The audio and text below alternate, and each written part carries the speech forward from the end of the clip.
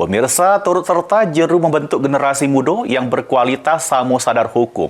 Kejaksaan Negeri Kabupaten Oku Timur menggelar penyuluhan ke mahasiswa di universitas yang ada di bumi Sebiduk Sahaluan.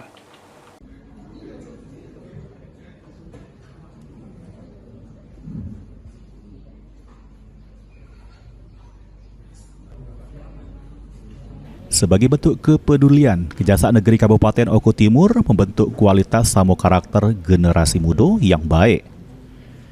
Di mana Kejari Oku Timur ngenjuk penyuluhan hukum pada mahasiswa melalui kuliah umum tentang hukum di universitas yang ada di bumi Sebiduk Sahaluan.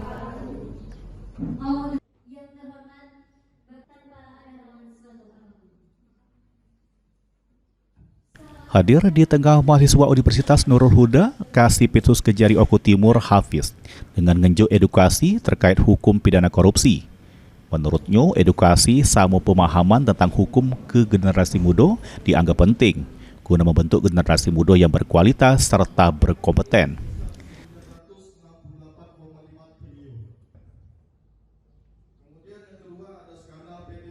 Ya, jadi ini merupakan rangkaian dalam hal memperingati Hari Anti Korupsi Sedunia yang kita peringati kemarin tanggal 9 Desember 2025. Jadi ada beberapa kegiatan kami laksanakan, termasuk salah satunya di sini memberikan kuliah umum kepada mahasiswa di Universitas Nurul Huda, yang tentunya tujuannya supaya mahasiswa-mahasiswa bisa memberikan tambahan pembelajaran terkait tindak pidana korupsi yang terjadi di negara kita.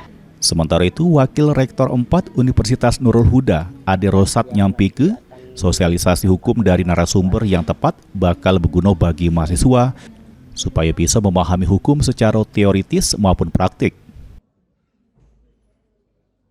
Kami dari Universitas Nurul Huda tentunya mengucapkan terima kasih kepada Kejaksaan Negeri Oku Timur yang telah hadir di tengah-tengah mahasiswa untuk melaksanakan kegiatan sosialisasi tentang penyuluhan hukum.